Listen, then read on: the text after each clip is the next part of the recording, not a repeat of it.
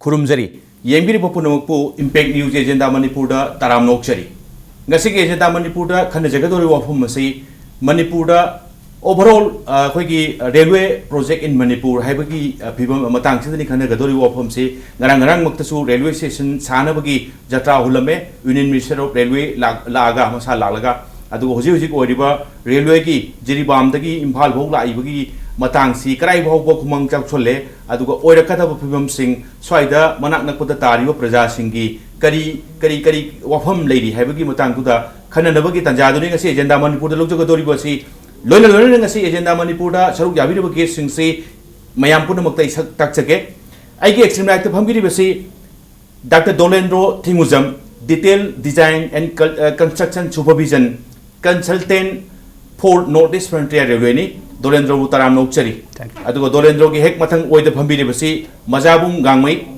speaker जेलारुंग बोदी Assam Manipur and Nagaland नि ओजाबुसु तराम नोक्चरी अदुगा आइगे हेगत फमबिरिबसी आइगे याम्बा खोगेंद्रो खोमराम editor Sangai express ने तामुबुसु तराम नोक्चरी स्टूडियोदा ngasi gi han hana ngasi gi khana gadoriba kanosi khana dringai aina thamjuningam basi yes railway gi concern direct concern oriba railway gi authority di koi media da wangang ba yaba yada bagi phibam ma leibani na matam khar lera budi mo su media da ngang ba yaba mi misak swai da su moi station tawra lerani aduga huji huji maki leitribani na khwai gi nakpa khwai gi railway gi construction gi marang matang sta khangba haina thirak pakanda koi अखोई doctor Dolendro Thingujam से ख्वाइदगी नकपा मिसक्तुनी हाइने ngasi तमजगे येंगबिरबो पुनमक्ता अदुगा ngasi दोलेंद्रो इन लाक्सनिंगबसे हुजि पौदा रेलवे की प्रोजेक्ट से इम्फाल टू अखोई Jiribam to Tupul and plus Tupul to Imphal भोगी ओवरऑल प्रोग्रेस वर्क प्रोग्रेस से कमाइन थंबिदिंगी कराइबो कुमंग चौचले दोलेंद्रो अहमदा अखोई प्रोजेक्ट सिगी अखोई साइलेंट फीचर हम तो हाइजगे जिरिबाम दगी अखोई टुपुल मरांग सिंग फावरगा इम्फाल यौरकदरब रेलवे की असांगमसी पुन्ना किलोमीटर 113 अदुगा सिदेगी सेक्शन जिदा अनि सेक्शन अनि थोंना खाइदोई तांकक अनि थोंना जिरिबाम दगिना मरांग सिंह हाइबा भावमा अत्रग तुपुल सिगी असांगमसिना 87 किलोमीटर नि सॉरी 84 किलोमीटर नि अदुगा मरांग सिंह तुपुल दगिना इम्फाल बाउकिसिना किलोमीटर 19 नि पुन्ना किलोमीटर 113 नि हारिबा सेक्शन जिदा जिरिबामदगिना मरांगजिंग टुपुल बाउसिगिदी ऑलमोस्ट नियरली 90% थबक लोइरे हाइबमुक यारे तनेल अयाम लोइन हुटप लोइसले होजिक लाइनिंग लोइन तौदना फाइनल स्टेज लेरे अदुगा ट्रैक थाबा खटप याबगी स्टेज लोइन लेरे अदुगा टुपुल मरांगजिंग इम्फाल गिदी सेक्सिदा पुन्ना तनेल मापल लेगदोरी लेबसिदा तनेल नंबर 3 तनेल नंबर 2 अदुगा tunnel number 12 ngarang koigi honorable minister लागस वाक कमेंसमेंट तौबिरम मधुमदी थबक हौग्रे हारिबा तनेल नंबर 12 सिगिदी एडिट अहुम लेगदबगी मनुंगदा अनि यमदी हौजिक याम कुमांग जक्सले अहांबा एडिट नंबर 1 सी ngasi bauta मीटर 113 गा हुमदोय हुटप लोइसनग्रे अदुगा tunnel number 1 adit number 1 A सिना किलोमीटर 213 गा मंगा मुकुट पोल्यूशन ग्रे ngasi बाउगिदा अदुगा हाइरिबा सेक्शन जिदा कोगी याम माइलस्टोन होइबा दि याम इंडिया गी होइना यामना केनो सिंथानिङाइ होइबा अत्रगा वर्ल्ड गी होइना सिंथानिङाइ होइबा कोगी मेजर फीचर्स खरा याउरी सम पल्लबदा कोगी पृथ्वी गी मनुंगदा रेलवे ब्रिज दा ख्वाइदगी वांगबा ब्रिज होइगदोरिबा कोगी नुंगटेक अमसुंग लुखंबी अनि गी मरकता लेगदोरिबा थोंग 144 मीटर पायर हाइट होइगदोरिबा अदुगा ngarangmak कोगी ऑनरेबल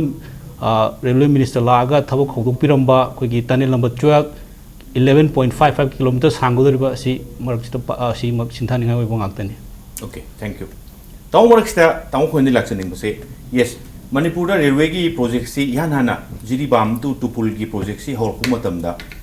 मयाम स्वाइदा सुम खनबसे मणिपुर चिंगी लेरिबा अदगी सिंगी पात की थेंगनगदोरि फिल्मसिता मणिपुर इम्फाल दा रेलवे स्टेशन यूरोपसिबु काहेसी मंगदौनदी लेरंबा फिल्म ने तामो अदो ngarang मक्सी यूनियन की रेलवे मिनिस्टर मसामक लागा रेलवे स्टेशन साना इम्फाल रेलवे स्टेशन साना नबगी जत्रा हुनबिरमे तामो अदगी हुजी अखोगी दोलेंद्रोना हाइबिबदा ऑलमोस्ट अखोगी जिरिबाम टू टुपुल सिमदी ऑलमोस्ट 90% दी वर्क प्रोग्रेस से कंप्लीट होरे है तामो हुजी फौदा तामो लेरेबा रेलवे की फिबम अदगी एंड प्लस मरखिता तामो तमिंगलोंग की प्रजा सिंगी करीगी कंपेंसेशन की मतंग एंड प्लस तनेन हुदसु तनेन हुरपदगी थोकलाइबा लेखोम लेनांग सिंगसे मफम जाना डंपिंग ग्राउंड लेतबगी प्रॉब्लम खरदी दुम मचा मचा दुम लोइना ग लाई तामो स्वाइ से पुलप पुन्न तामो होजि होजि लेरि ब मतम मीना स्वाइदा रेल ट्रेन सी उरप फंगनी गाय सी मंग दong लेरंबनी होजि ओइरा गदोरे तामो एंड प्लस मनाक नाकंदा तागदोरे प्रजा सिंग लेरि ब फिबम सिंग मोइगी पेन दब सिंग कै सिंग फिबम से पुन्न कमाइन थंबेनिगे ता होय चुम्बे होय मणिपुर दा मसी जिरी बामबौगी ले ट्रेन जी यौरे असो मणिपुर यौने जी थाजरुदे थाजदबगी मरोय मरम जिक सरना हाइबिरिबा चिंग ngakta oina tawba ado power lakda basina madu ha madadi hafet mayam ji chingna bu nunang bu pokone ado hojiki matam jidi samudra manung da su train chele adagi metro a lainung da holo senari ba ngakta ne ba adona manipur gi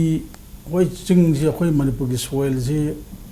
yam nauriba sembada hoi yam kanriba adumba rekchu adumba mafam yam yawe so hai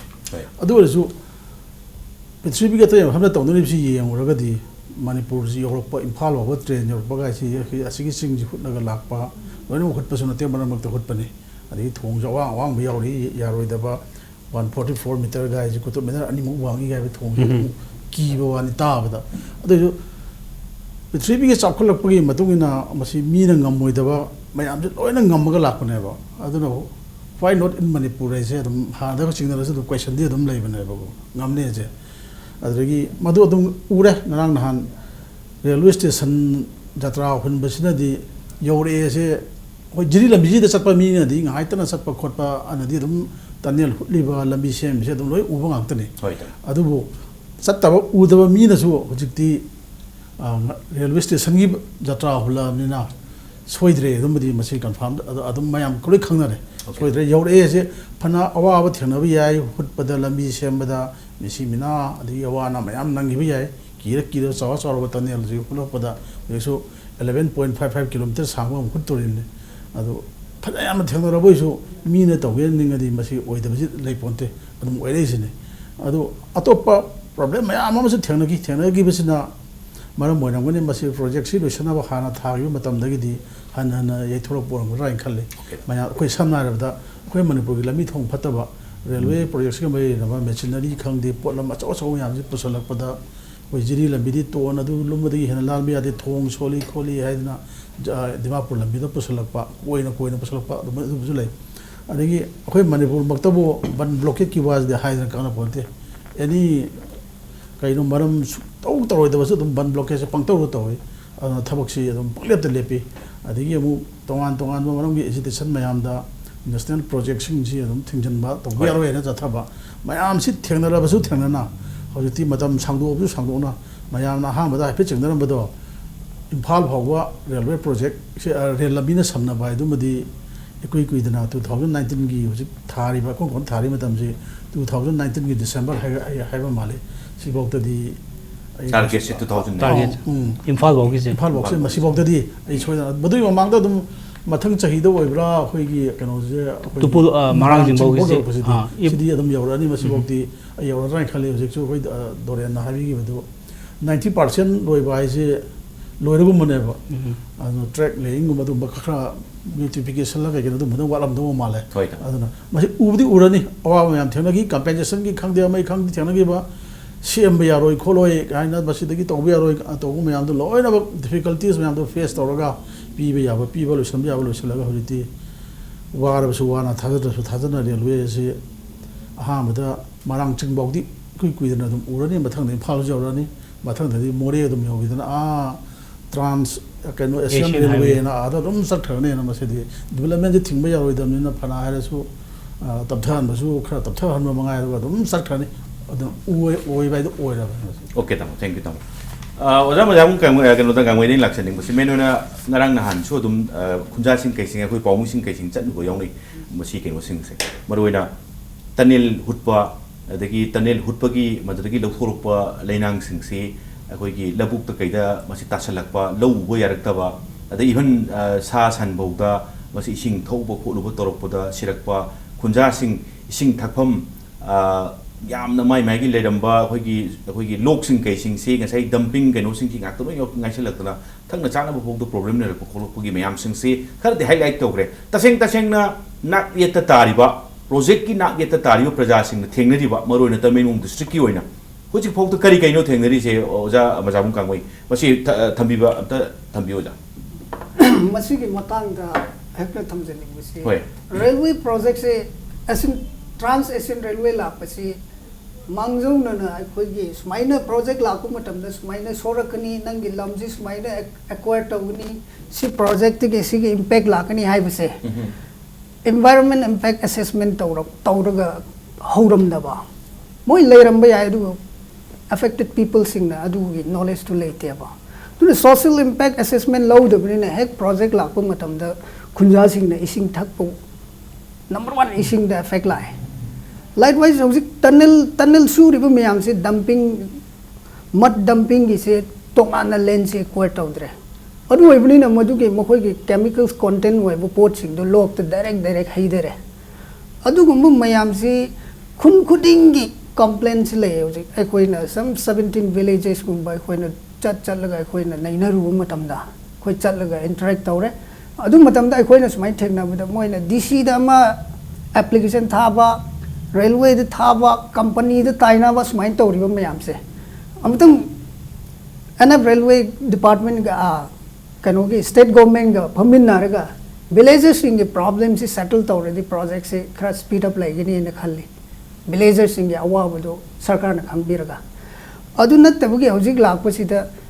open excavation gi issue tunneling gi issue moi dumping area laitabni na mathak ta tawbni na makhada se leibak nin khairak bada hojik awaba lowsit thamba saigi turen macha macha du da haide bani nang sai hairak pu matam da pot si loina low si makha da tampak lom or jum gi mayam si loina nin khairak pu da awa bani ma sigi si villages sing na sarkar da khalli ba memorandum submit tawre ba mayam si thuna submit tawre ga de pot tu ta ga ne na khalle natraga di irang mayam si mathang haura ga da ba leba khunja sing da aduga khunja sing ga akoina sumaina interact tawum tam da villages sing da interact tawum tam da moina pam si kun ge village name do substation me am do moi ge indigenous ke name do the thamning ba kun gi issue khara tungale adu ayam busi common oina di resurvey to ban ai busi ni khunja sing ge demand si resurvey every mo koina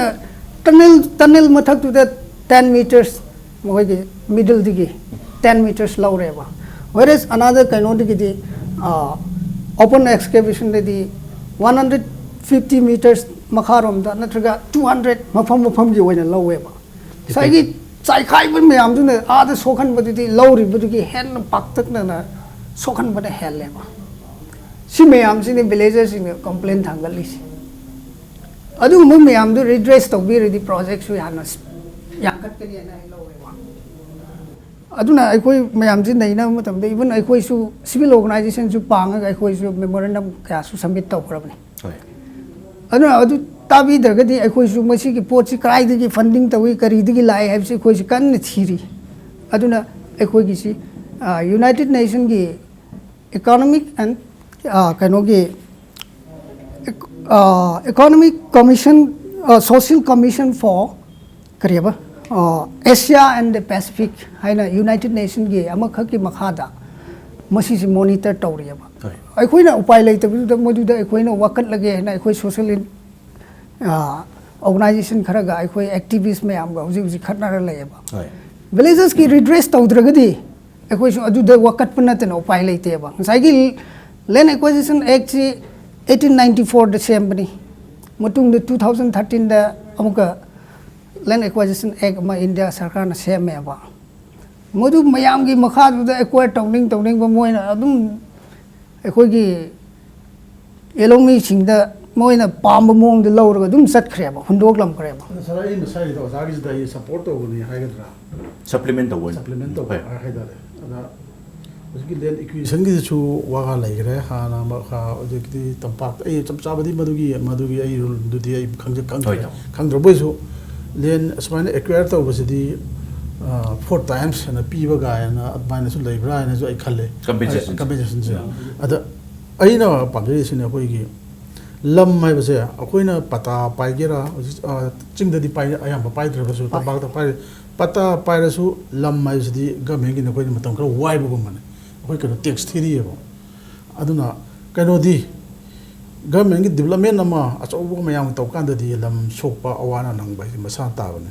adu awana tai haidna su mina adu thak na ising ba sokchal la ising ngai di water is life bai na ina ne ising awduna mi hinga ponte aduna thak na ising so on ba ising ba yarak tra ba lo singu gi lam maduna sa do ba lo singu gi pot loi mang lak ba sing bagi matang ji di government na ma si di akhatna ba mi nga ma sang ba ama chang ba chum dai na khale ba madu address to wajana habi do address to se darkar yam oye ba sum tasun na dana khotna sum pngi de bina di hosi ki irang haro na bani aduna government ki side gi government lam ji pi do ni railway project se gi aduna mayam ji gi hing ba su yana ba adigi thabak chu paikhat pe yana na ba mayam koi gi civil society organization jelarong bogdi go ero ate ate groups gi go ero pullaga punna phamin na kari kai do si ge khamin na thabak chu kai dana ba adigi miyam ge awa ba chu phana ba masi khara to ba chum ra khali aduna troboi di aina sai haijagi ba railway project se thagi matam di hanjan hanjan som nei tho lak bane su dum mathang mathang ei tho oye je hainga ri te ba to koi phar ko do amon na thengdar tana ba madu koi gi masak thi dok pada praja singi kari gi leiri wakat sing si khara su ta ba changani haibni tamo ujamu jabung hai ba leba kindara ga lambi sokpa degi labuk sokpa chume do adugi tamu railway na su thabuk che kara tawdabunti tawe dum marakta retaining wall sadana ngasai gi kindare ba leba ma du kamaina protect tawgade na atopa hojik mayam adum survey tawdana hojik adum liep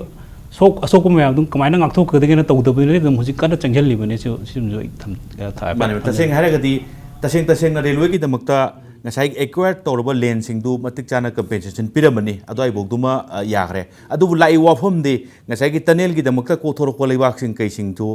mafam chadana mafam khangdana chai thura kanda oiraiba adwai manak na khota tariba villager sing da thengnariba awaba sing se sarkar na matam chana tabira kanda masi thuna lotion biba ma changani haibani hojik phauda mayam lengbira iba gas sing na thambira iba wafam sing se masigi maraksta aina dolendro da in lakning base se tasengbo makti compensation se tasengna khoi state ki revenue na tawraga moina tawraga directly handle tawbuni hai so far as paisa du bud india government de compensation la aga so ado aina dolendro dai khangning do se directly railway makin na trasu as a consultant on larak panina khara di dum khangbirang mane ne khali praja singi for example wakat se hujik makta hujik thengari bo wafam se dumping site phajana leitaba adagi tunnel gi lebak sing chai thorokpa madugi awaba sing kai sing se in case adwai gi praja sing khina wakat ninga gadi kana de hena wakat lagadi hena madu kumang chausan thabuk pai phakat pangamni ka haibagi suggestion se dolin roga main thambini sagi lebak kena to bukista sagi lebak sidi railway gi di moi gi acquire to lamdu da jaga da haida bane du to koi gi natural akoi gi nongju nungsa ma lebak ising na chentharapadagi atopa jaga hana equate tawdaba jaga khara da sudum changhen madum masidi num kara yaudi yaure adu waraga su sagi railway na hoji kanna retaining wall ma sadana kamai tawda protect tawgadagi sagi slope sing do tawgadagi hoji kanna honari dum ada sagi hoji gi wakat tu di aduga compensation gi matang sina kamai tawgeda railway na direct paisa bu dipi adubu sagi koi concern DC revenue department na paisa lam asuk koi dargar lebu asuk ni na sai joint survey tawram matung da koi sai concern department na thagal ka dani cost to standing crop na asuk ni daga building ina asuk ni lam gi na asuk tare habu adu matung ina railway na paisa pi bani aduga yanthok posu railway na tawbunate mai gi concern DC du na sai concern ma gi mi laubu na gara yumbu gara adaida mo gi concern du da masa masa da dum pi bani sima but in case kasai gi no dunita hoi tawbudi hojik pudi retaining wall chandana khotana khara budi honari hai ado eje kasai gi tasengna jaga tu da chalaga haijalum mok natrasu jaga am da thamure nong na kaina chusin badagi madugi masum chung chu chendharak puni haibani adu bauda kasai gi nong na churaga chendharak puni haibagi adu ai da de khan bada escape to ya dau di man swai se even manam di yam ka hana suffer tawrun praja sing chu aina hangjaningi na khangningi na in case praja sing na wakhaninga gadi most ngasai gi authoritarian oidoriba wakal pada khwai phom cha basi state kita DC concern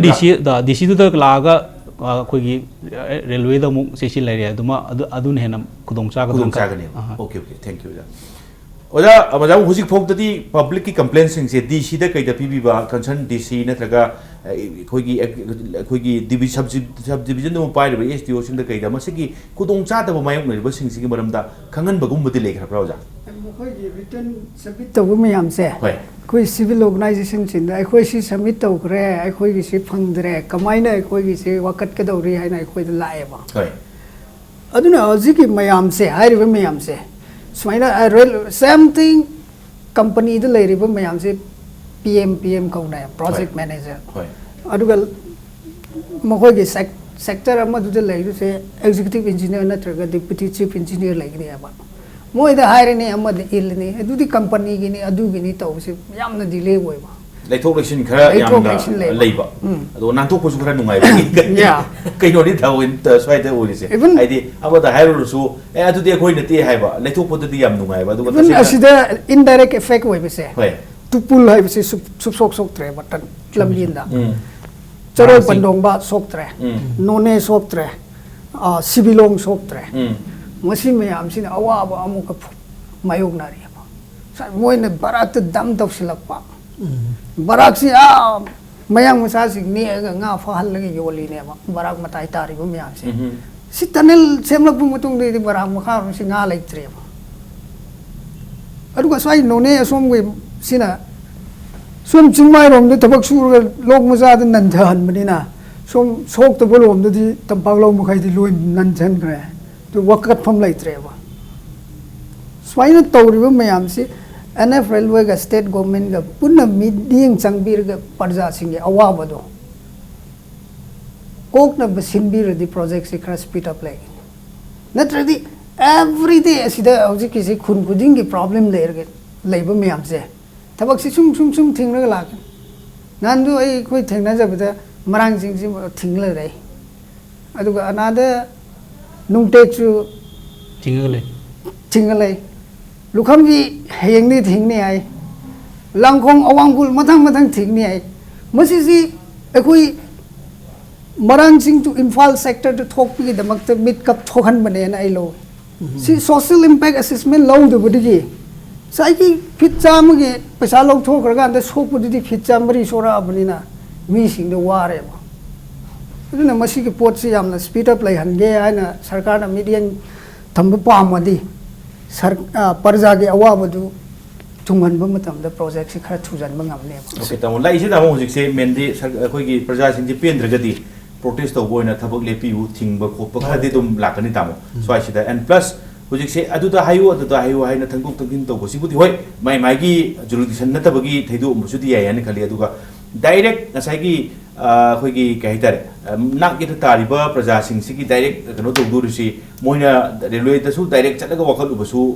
आइदि याद्रिबा कनोमनि तामो स्वाइसिदा सरकार की role से तबो as a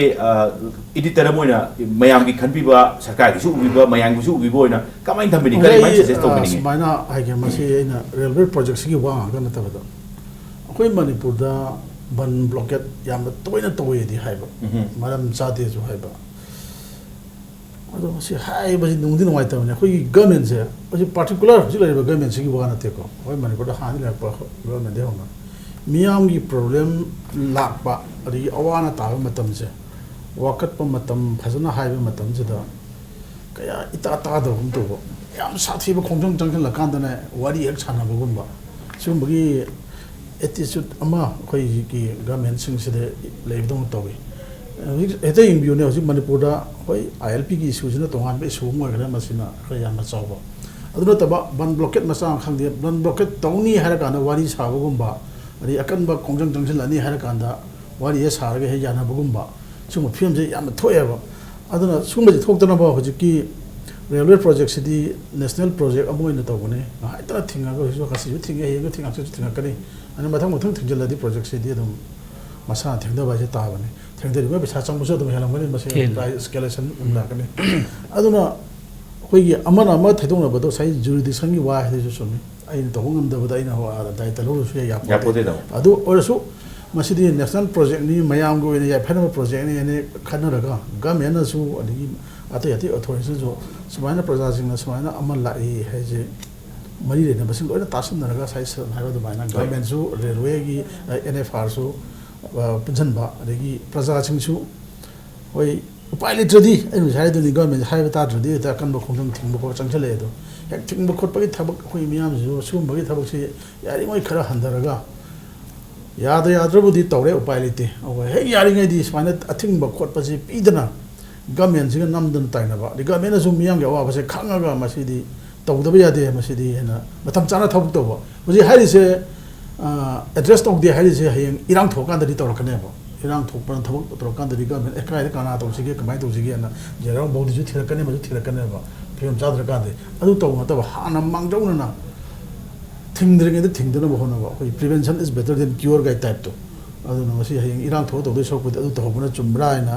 आई मसि खले दि मसि यम सेंगबो यम चुम्बोनी तामो तौबुदी अदुम हाइनबी ओइ लेग्रे रेलवेगी ओइगेरा project से अमोगी ओइगेरा issue से any ओइगेरा हेक issue से चौकोक्ट्रिङै इरांग से कन्थ्रिङै तादबगी हाइनबसिमदि तसेंगबुदी थादोकपा फरि हाबि वफमदुनि तामोन थम्बिरिसे मतुंग तारकपसे आइना दोलेन्द्रोदा लाक्चनिंगबसे मरुइना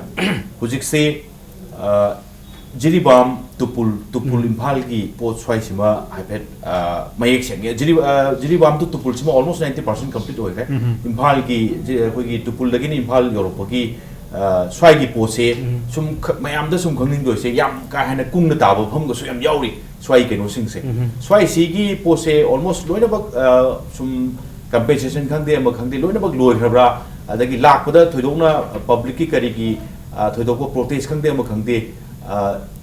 लाखदो मानब्रा नत्रगा याम स्मूथ ओइना चखिगदो मानब्रा कमाइन थम्बिनी प्रोटेस्ट से खर लेरी है जो तारे कोई मरांग चिंगदगिना इम्फाल बॉक्स सिदा अखोगी फाउगदरु डिस्ट्रिक्ट सी अहुम ने तमेंगलोंग ने सेनापति ने इम्फाल वेस्ट ने अदुगा इम्फाल वेस्ट का सेनापति गदी ऑलमोस्ट लेनी क्वेश्चन जी लोइरे है यारे होय अदुगा हुजिक तमेंगलोंग गे कोई मरांग चिंगदगिना साइगी तले नंबर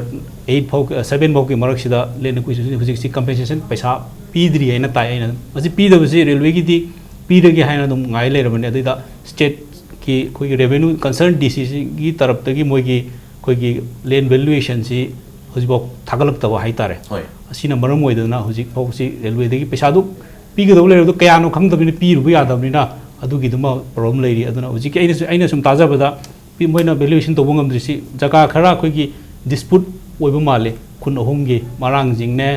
पोंगमोल ने खरम पले ने अदुगी जगह खरा मगी दो ऑलरेडी इन ताबदना उजी कोर्ट लेबो माले मगी ओनरशिप की डिस्प्यूट अदो उजी अखोइना रेलवे की तरफ ते हाइजरिसिना डिस्प्यूट ओइबोइरे अमबोइरे कया अखोगी दरकार लेबो लमदुदी सिने हाबदु पीखरबनिना हारिबो जगह दुगी असुक अमाउंट एरिया दुगी पैसा क्या तारे हाबदुमा कंसर्न डीसी ने पिकअप पिरागदी already within few 1 or 2 days railway is ready to disburse the amount aduna asagi koina haijaningina thabakti lepan biranu aduga asagi target ta chenbang gamna ba aduga asagi ai dispute area aduna adusu yaragadi dum thabal lepan aduga horen hayeng dispute area dugi pesa dudi asagi ownership to court na finalize torokanda adum court deposit toroga court gi lobiro ana adugi ma thamjabane do hojik koi state government ge dugi duma response to mangainari okay हजिकी same process आई एड तौनिंग या या जाहिबो ऐना थेंगनाजबदा आई हजिकी पोंगमोन खरम जी सेनापति district ने हजिक मरांगसिंग आई अहुम आई उनाई उना मतमदा लोई सी कमाई तौगे कमाई मी गे थबक छुअनब करी मेकानिज्म पुथोदि कमाई सेटल तौबी आय खोई आई सुम ग्रुप अहुम ना हंगे कनागिसु पैसा पीथोक्तदा गवर्नमेंट की कस्टडी दे थमगा कोर्ट केस की मतुंग ने पीरदी याय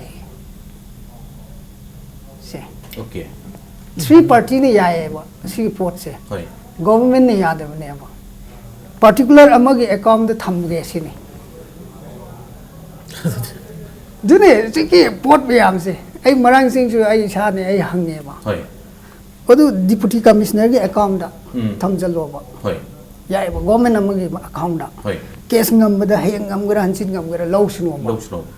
whereas aduga mokoina sarkar na tawrisina court ta wayilga ownership title ownership decide tawgada baduda होय mokoina ownership dc office na ownership decide taweba problem ni duigi phokone ba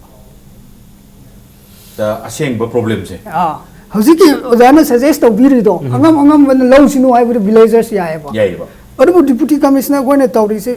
khunja parja khangan dana notification ama 2015 गे notification अमा थोअमे होय मधुगी notification मखा दु सर्वे लाक्ट्रिंग ownership decide तौरब pot के account थमे सिनी होय file process अदुनी प्रजा कन याद्रे से होय प्रजा सिंह याब सूम ये सरकार से खरा इरांग लेहन पाबदी मालेदा खरा सुम हैनग्रब माले इरांग लाक्सिंग करीगुम्बा सोइब लेबि याय सरकार दो इरांग पामी गाना हायबसु पामदी ओइरो बोय मदो इरांग थोइगोय गवर्नमेंट अवा मसी ओपन सीक्रेट नी ने इरांग पामे दी ओपन सीक्रेट ने नॉन स्टेट एक्टर्स मुको जॉइन सर्वे तौरे ने इरांग सिदा ने हाइजु मरांग जिंदा खोगी ओपन सीक्रेट नी ने किदा जा खोगी तमगी बगरे एफा चनर लेसी एनी एजुकेशन अम तो उसिदा खोगी रेलवे प्रोजेक्ट अत नेशनल प्रोजेक्ट हाने का टारगेट तो बुसि मति यागदी तो हंदबन पे केनोदी खोगी नोंग निनी खोगी इकोनॉमिक ब्लॉकेज नि खंगदे थबक थिंजन बनि खंगदे तो बुसिदा सोइबसि इन टर्म्स ऑफ क्रोड सोएबा नोंगदा केरोदी गसाइगी मोमेंटम हम थबक सुरमबदो सात थिंगबदा तो गसाइगी रॉ मटेरियल सु योरक्तरबनिना नोंग थिंगबाइसि दुम हप्ता अमुकी थबक से दुम कायबगी फियम दुम लेबा अदुना अदुगी मेखना होनबदा यम सिंगबन जम जम स्वाइ से तौबुदी होय तंगाई फद्रबुदी नेशनल की करीगी प्रोजेक्ट थिंगक कोलक पहि यम तंगाई फद्रकाना चंगन बबुदी वरंगने ने खंजे अदुबु हुजि हुजि अखोगी दोलन थंबिरिबा गसाइगी फना गनो तोरसु सिंगमु प्रोजेक्ट सिंग से यारिंगी थिंगबिदिबना फै हाइबे वफम से जम जम कमाई थंबिनी प्रजा सिंग खंगते अदगी वजा वजाबुंगी इंडिविजुअल ओपिनियन खंगते मसे कमाई थंबिनी गेला मसी से एना सुयेंग जबदा होय अखोइने सिदा नैना बने मीडिया के हाउस होय होय होय आद कनाम द ताबी नंगाई लेते ओके थवोइना मीना सिदगी पिकअप तौर चलगा त पाव दे ताबवाने होय होय अखोइने तादबदु the every night every day every morning मखोय अदु प्रॉब्लम थोएबा सिदना लेकाय मदो थोंग यादे लंबी यादे धरना फंब यामा आद थांग पुरो कार मयांग जिंगा तौनर लेरसु कनासु खंगीद्रे अदु मदक तुदा हौजिक सिक्योरिटी मयाम लाइसिले खुंजा सिंह दु ना चोंबीद्रे खुंजा सिंह के कंप्लेन दो अदु मदक तुदा विलेजर्स तिकी हेन वर्कर्स ने याम परमे दो हौजिक से यामना अरु फिबम लाबने अदुना अखोइदि ओपनली सजेस्ट तौब्रे नोय मयाम के एड्रेस तौबु याबदु एड्रेस तौरो याद्रगान द मयाम की अमरोम दबुदी याम सिंगबदी जाम जाबुना गसाइगी विलेज दगी वकरने याम ग्राइ दो मसी 100% चुमा ओहम निसैदा आस्ता अइना किदंग मणिपुर की प्रजा अमो होइना कनो हाइनिंग कोई लेबर डिपार्टमेंट से कोई करी दो लेबनो खंगदरे मसे लेबर डिपार्टमेंट की वादी मसी फाय हायर को जोजिक तौरी मयाम जे मसी पुथोंगरु बदा केरोदी सिक्योरिटी लेरे एवरी कंपनी दुदा लेबर ने खुंजा प्रजा सिंह की हेन नंबरिंग से याम ग्रबनिना थांग अम खपायर लाग दु करी वकत तुइनो दु हौजिक लौ उबा यादब मयाम हौजिक लौ सिट थंब लेबा मोय से कदौरमगनी मोय वखन फील तौरमगनी ओके मानी नोने जे खोइनो उबदा तंपाक लौजी फतना पाक साउंड लेबने नोने यरमदागी साइजे अदु रेलवे लाकोदगी डेवलपमेंट सु लेतबदि नत्ते नोने बाजार जी उजा हुजिक ममांग सही अमनी ममांग लेबदुगा हुजिक और फिल्म दो there is a lot of changes दम उनी दम हाना नोने बाजार जी उजा मजामन खनादा सगी मीने दि डेवलपमेंट जे डेवलपमेंट हैवी पोतुनी सगी केखेन गंदे म खंगते डेवलपमेंट से मणिपुर की काना ब काइन नत्ते अदुबुदी होय बचाना थिका तो वाइब सी नि अमानी चुमे चुमे होय होय अदुबुदी जगा वई उजिकी ओजन ताकुदी याम चुमे अदुगुदना मु खरा सांगना अदगी खरा अमु कनो ने ने बम थोक तागिन खली अदुगा आइना दोलन रोइन लाक्सनिंग बसे होजिपुदी कन्नदी कनो तौरी बसे अमरोम धारे का पृथ्वी की मनुंग दा ख्वाइदी वांगबा रेल ब्रिज ओइदुनि दी है स्वाइ देने खंगजनिंगबा मयाम सु खंगदोसे टोलेस्ट ब्रिज से 141 मीटर्स ने यामदी वांगदोरि ने स्वाइ सिदा एक्स्ट्रा खोइ काय तारे एक्स्ट्रा केयर अदुगा समथिंग लाइक खोइ की सुपर स्पेशल होइबा कंस्ट्रक्शन कंपनी सिंग कैसिंग स्वाइ से इन्वॉल्व तौदोर नत्रगना कमाइन तौरगा मसे कंस्ट्रक्ट तौदोरि सिगी पोच मसी डिजाइन तौरबदी होना डिटेल अदुम मोय सर्वे नु अदगी सिस्मिक साइट सिस्मिक रेस्पॉन्स के लौदना ngsai earthquake लागदी करी तौबे कमाय मफमदुदा 8.7 बोरे 8 मैग्नीट्यूड की यूआर नकना हारागदी करी इफेक्ट क्याम लाको खोप मैम दु लोइन एनालाइसिस तौर मतुंग डिजाइन तौबनी अदुना अखोगी स्ट्रक्चर ददी एनी विंड की बोरे अमु बोरे लोइन कंसीडर तौरगा डिजाइन जी तौबनीना अदुगी दंतदी कछु अते एकाइदी यावरोइदरन खल्ले ओके अदगी हुजिक से तौबुदी ngana यूनियन मिनिस्टर लाखदा extension Imphal to More की पोस्ट में मसी की पोस्ट फाइनेंस मिनिस्टर दा मसी याम थू न मसी कोई की proposal लमा तोरनी अदुगा sanction दो तोरगा दे कमल extension सिटी याम कैसु याम का है न कैसु pending न तरगना याम न हिकअप लेके दो पोती कैसु मांद्रे सो आई पोस्ट में आई न हंगजेनिंग से मयाम सुखंग बा जिरीबाल तो अखोई जिरीबाम तो अखोई इम्फाल यूरोपगा इम्फाल तो अखोई की मोरे चखिबगी अनी सिगी साइड से difficulties part से सोमना challenging कनो ओरिसी सोम सिने ओइदोरिरा in case यारगदी इम्फाल मोरे सी कमाइनगा मसी थंबिनिंग आई बु थमजो हारगदी खोगे जियोलॉजिकली जगह सी लोइना यामना नौबो ngaktanina adagi formation ju hapet sorako manabo ngaktanina somgisu ching ngaktanini ado somju ching aduna animok che difficulty se dom manarap chat kadrang khali ada somgi khogi jiribam खोगी Marang चिंग इम्फाल बाउकी सिना खोगी लोरोय लागा कनोगी लाकपा अदुगा कोसी थेंगनगदुरबा खोगी इम्फाल दगिना मोरे तागदुरबिसिना कमाय तोगे अखोई सिदगिना Imphal दगिना पलेन बाउसीदी elevation जी दम हपेट मानरप चली दुगा टेक्नोपोल बो काखलम तुंगदा टेक्नोपोल दगिना खोगी मोरे बाउसीदी sudden drop अमन लेरे खोगी elevation जे अद train जीदी खवा गरी की टाइप त अमु काखलगा द कुमधबा यादमनिना साई मखाई मागी लोरी चतप यादबनीना सिगी मतंगसिददी कोई डिफिकल्टी खरदी लाकने अदुना कोई लेरिबा अइना सुम खंजबदा इम्फाल गा मोरे गी डिस्टेंस किलोमीटर 130 अदु रेलवे लाको ओरगदी मसी खरा सांगलप लेगद्रं खली मस केनो दिंग साइगी एलिवेशन दुमा कनो तोंग ग्रेडियंट दु मेंटेन तोंग होनदा ममांग लम खरा कोइरप चलगा तनिल अदुना लाकद्रं खली ओके ताऊ होगी मरुइना होगी जिरीबाम इम्फाल जिरीबाम सिमा अब 200 खरनी ताऊ लेरिसि बाइ रोड ता अदो मसे रेलवे की कनो तोरोकान तदी जिरीबाम तो तुपुल सी 111 लाइन ने बता सॉरी इम्फाल बाउने इम्फाल बॉक्स से 111 ओइदोरा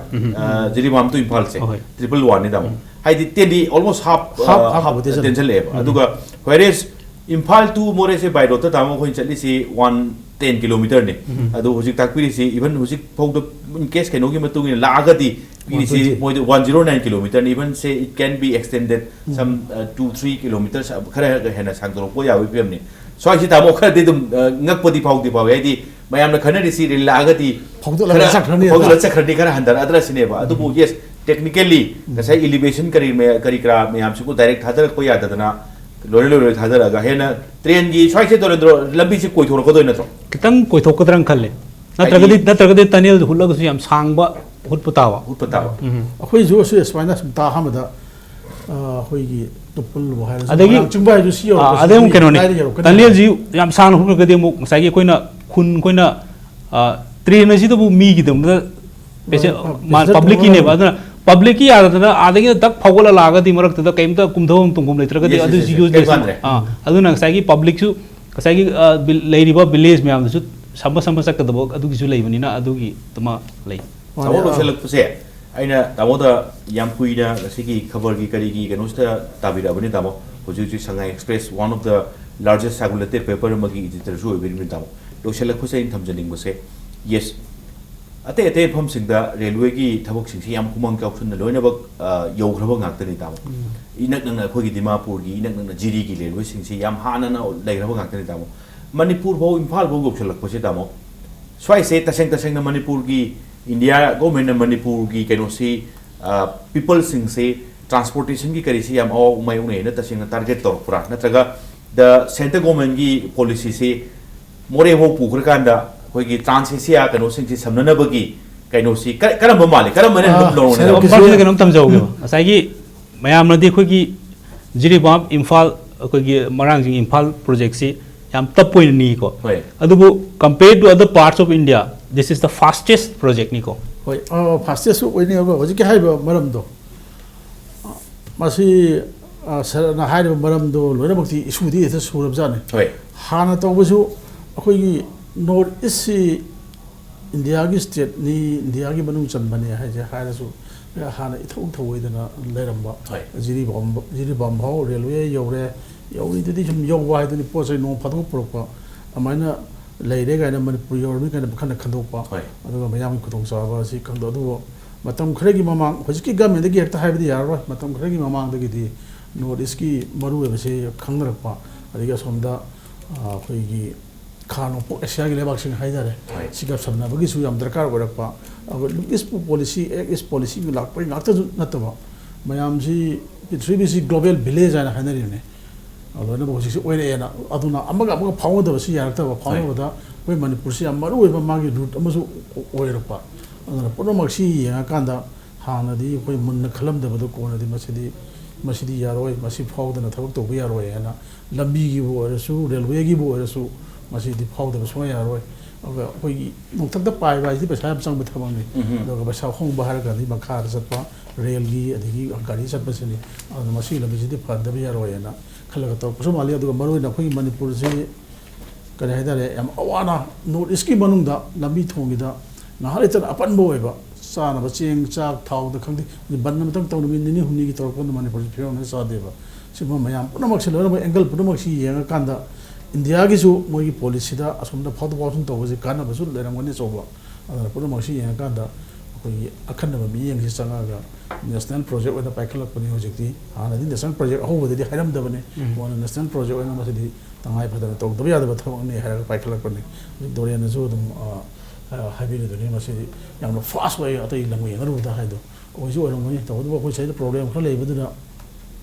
ꯑꯩꯈꯣꯏ ꯃꯅꯤꯄꯨꯔꯗꯤ ꯄ꯭ꯔꯣꯕ꯭ꯂꯦꯝ ꯉꯥꯛꯇꯅꯤꯅ ꯑꯗꯨꯝ ꯊꯦꯡꯅ ꯂꯩꯕꯅꯤꯅ ꯑꯩꯈꯣꯏꯅ ꯑꯗꯨꯝ ꯃꯁꯤ ꯇꯧꯗ꯭ꯔꯕꯣꯏꯅ ꯈꯟꯕ ꯑꯗꯨꯃꯥꯏꯅ ꯈꯟꯕꯖꯥꯠꯅꯤ ꯑꯗꯨꯒ ꯇꯁꯦꯡꯅꯃꯛꯇꯤ ꯗꯔꯀꯥꯔ ꯑꯣꯏꯕ ꯃꯤꯌꯥꯝꯒꯤ ꯗꯔꯀꯥꯔ ꯑꯣꯏꯕꯁꯤ ꯌꯦꯡꯉꯒ ꯒꯃꯦꯟꯅ ꯇꯧꯔꯛꯄꯅꯦꯅꯗꯤ ꯑꯩ ꯈꯜꯂꯤ ꯃꯤꯌꯥꯝꯒꯤꯁꯨ ꯗꯔꯀꯥꯔ ꯑꯣꯏꯕꯁꯨ ꯒꯃꯦꯟꯒꯤ ꯗꯔꯀꯥꯔ ꯑꯣꯏꯕꯁꯨ ꯑꯅꯤꯃꯛ ꯍꯥꯏꯗꯤ ꯁꯦꯟꯇꯔꯒꯤ ꯏꯟꯇꯔꯦꯁꯁꯨ ꯑꯦꯟ ꯄ꯭ꯂꯁ ꯃꯅꯤꯄꯨꯔꯒꯤ ꯄꯤꯄꯜꯁꯒꯤ ꯏꯟꯇꯔꯦꯁꯁꯨ ꯑꯅꯤꯃꯛ ꯌꯦꯡꯉꯒ ꯇꯧꯔꯛꯄꯅꯤ ꯂꯥꯛꯑꯒꯗꯤ ꯇ꯭ꯔꯥꯟꯁꯄꯣꯔꯇꯦꯁꯟꯒꯤ ꯀꯩꯅꯣꯁꯤꯃ ꯍꯥꯏꯗꯤ ꯄꯩꯁꯥ ꯌꯥꯝ ꯀꯥ ꯍꯦꯟꯅ